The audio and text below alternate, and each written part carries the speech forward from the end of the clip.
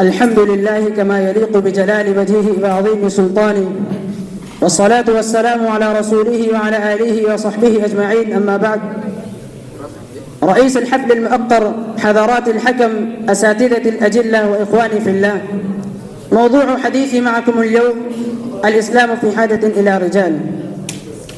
أيها الحضور الكرام، الإسلام من عند الله لا يقبل نقصا ولا تقصيرا، لأنه موجه إلى الفطرة الإنسانية السليمة، وخالق هذه الفطرة أدرى بما يتناسب معها ويوافق على طبيعتها. ألا يعلم من خلق وهو اللطيف الخبير. إن الإسلام محجوب اليوم بأهله، لأن دعاته ورجاله وشعبه ليسوا ممثلين منهج الإسلام بتصرفاتهم وسلوكهم تمثيلا كاملا، وليسوا على المستوى المطلوب لحمل رسالته.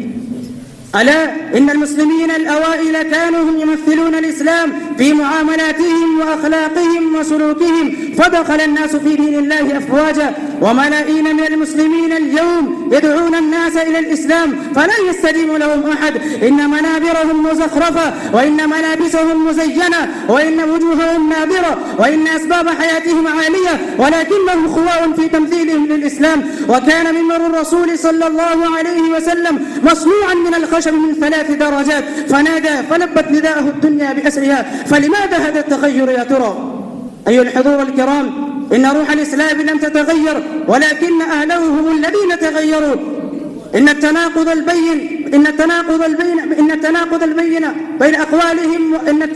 بين أقوالهم وأعمالهم لهو جل المصائب الكبرى، وقد أحدثنا وأجلبنا هذا التناقض البين والنفاق العملي إلى أن أصبح سكان العالم ينظرون إلينا نظرة الاستخفاف والاستهزاء ونظرة الحقد والكراهية. وصارت حالنا كما قال الشاعر: أن اتجهت إلى الإسلام في بلد تجده كالطير مقصوصا جناحه. أيها المستمعون الكرام، إن الدعوة إلى الإسلام الكامل تتطلب رجالا تنعكس فيهم روح الإسلام وتتمثل فيهم أخلاق الإسلام. تتطلب هذه الدعوة منا رجالا قد ابتعدوا عن مطامعهم الشخصية، وابتعدوا عن استغلال الدين لقضاء مآربهم الذاتية ولحصول مناصبهم. إنها تحتاج إلى رجال يعيشون للإسلام ولأجل الإسلام قولا وعملا، ويدعون الناس إليه صدقا وإخلاصا ومنهجا وتطبيقا. إن الداعية الذي يعظ الناس قبل أن يتعظ، وإن الداعية الذي يطالب من المسلمين تمثيل الإسلام في واقع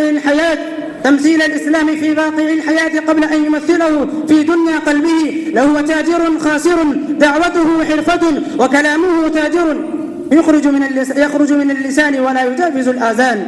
قال رسول الله صلى الله عليه وسلم: رأيت ليلة أسري بي رجالا تقرض شفاههم بمقاريد من نار، فقلت: من هؤلاء يا جبرائيل؟ قال: هؤلاء خطباء من أمتك يأمرون الناس بالبر وينسون أنفسهم. وقال النبي صلى الله عليه وسلم، وقال الله تعالى في القرآن المجيد: أتأمرون بالبر وتنسون أنفسكم وأنتم تتلون الكتاب أفلا تعقلون.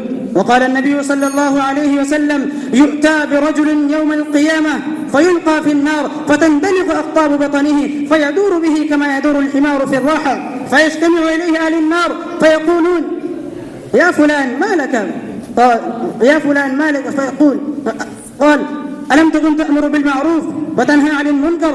فيقول: بلى، كنت آمر بالمعروف ولا آتيه، وأنهى عن المنكر وآتيه. وقال النبي صلى الله عليه وسلم: آية المنافق 3: إذا حدث كذب، وإذا وعد أخلف، وإذا اؤتمن خان. أكتفي بهذا.